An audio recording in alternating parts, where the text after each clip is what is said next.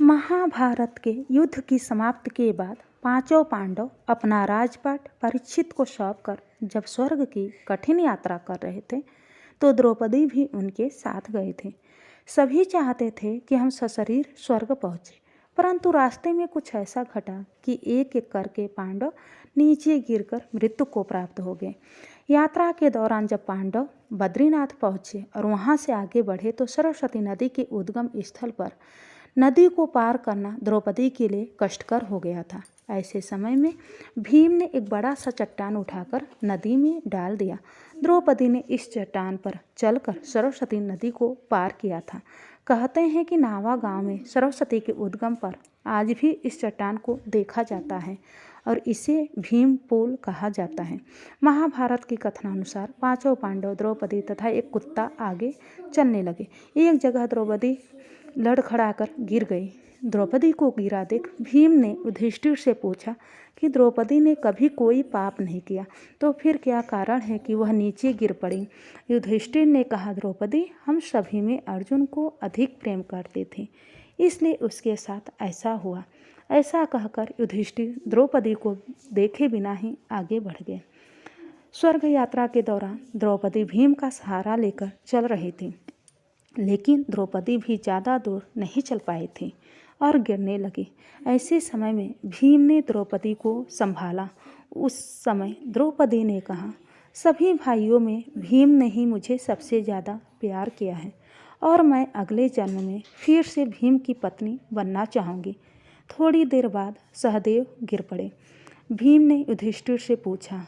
भीम के पूछने पर युधिष्ठिर ने कहा, सहदेव किसी को अपने जैसा विद्वान नहीं समझता था, इसी दोष के कारण गिरना पड़ा।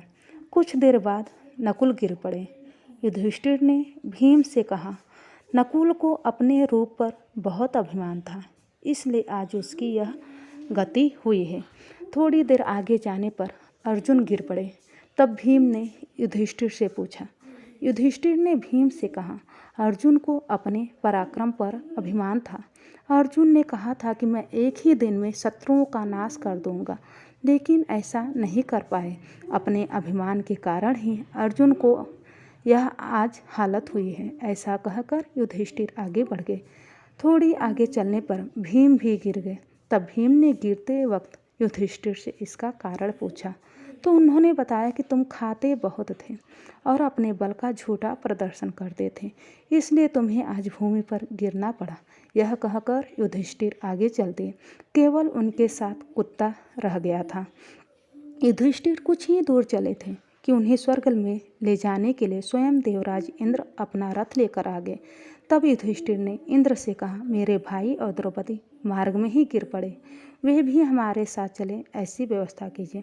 तब इंद्र ने कहा कि वे सभी सशरीर त्याग कर पहले ही स्वर्ग पहुंच चुके हैं, लेकिन आप सशरीर स्वर्ग में जाएंगे। इंद्र की बात सुनकर युधिष्ठिर ने कहा कि यह कुत्ता भी मेरे साथ जाएगा, लेकिन इंद्र ने ऐसा करने से मना कर दिया। काफ़ी देर समझाने पर भी जब युधिष्ठिर नहीं माने तो कुत्ते के रूप में यमराज अपने वास्तविक रूप में प्रकट हो गए।